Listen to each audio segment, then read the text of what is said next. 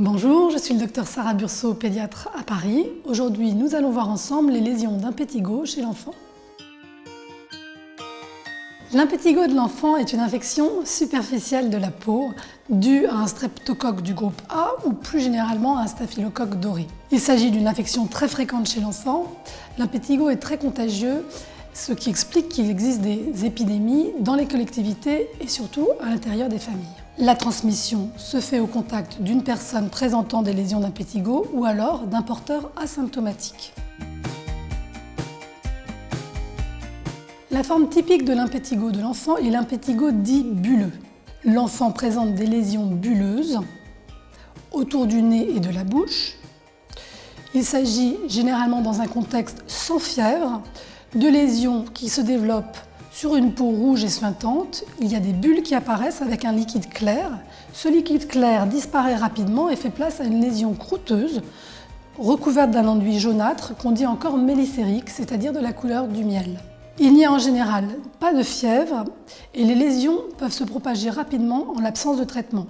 Le diagnostic est généralement fait directement au cabinet du médecin sans besoin de prélèvement. Il faut savoir que chez le nouveau-né, la localisation préférentielle est l'ombilic. Et c'est important de le savoir parce que ça peut être un point de départ à une infection sévère à staphylocoque doré. Deux formes d'impétigo méritent encore d'être connues. Tout d'abord, l'épidermolyse staphylococcique. Il s'agit d'une forme d'impétigo très particulière, toujours due au staphylocoque doré, mais ce staphylocoque doré est producteur d'une toxine exfoliante responsable de larges décollements cutanés. Le nourrisson est très fébrile, il est abattu et il semble ébouillanté. L'hospitalisation s'impose car il faut un traitement intraveineux antibiotique ainsi qu'une réhydratation hydroélectrolytique. Mais rassurez-vous, le nourrisson guérit en général sans séquelles. La dernière présentation clinique de l'impétigo qui mérite d'être connue est l'impétiginisation. C'est un nom un peu barbare, mais en fait il s'agit d'un impétigo qui survient sur des dermatoses chroniques, par exemple la gale ou l'eczéma. En effet, les enfants qui ont une gale ou un eczéma se grattent beaucoup et les lésions de grattage sont une porte d'entrée facile pour le staphylocoque doré.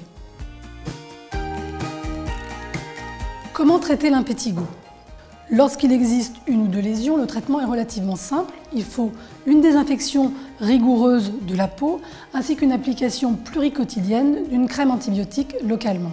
En revanche, lorsque les cas sont plus étendus ou pris tardivement, il faudra adjoindre un traitement antibiotique par voie orale pendant une dizaine de jours.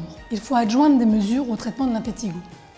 Car s'agissant d'une infection bactérienne qui peut être sévère, chez les terrains fragiles ou encore chez le nouveau-né, l'impétigo doit être impérativement traité et l'enfant retiré de la collectivité le temps du traitement, c'est-à-dire à peu près une semaine. Quelques notions importantes sur l'impétigo. D'abord, il faut savoir qu'exceptionnellement, l'impétigo peut se compliquer.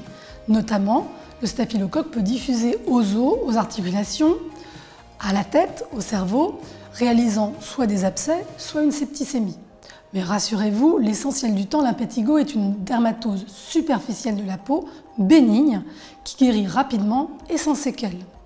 Enfin, l'impétigo est caractérisé par ses récidives. Pour empêcher ces récidives, il faut rechercher à l'intérieur de la famille le plus fréquemment les contaminateurs, car il faudra les traiter. J'espère que ces conseils vous auront été utiles. Bien sûr, si vous avez la moindre question, vous contactez votre pédiatre. Et sinon, je vous retrouve bientôt sur Doctissimo Maman pour d'autres vidéos.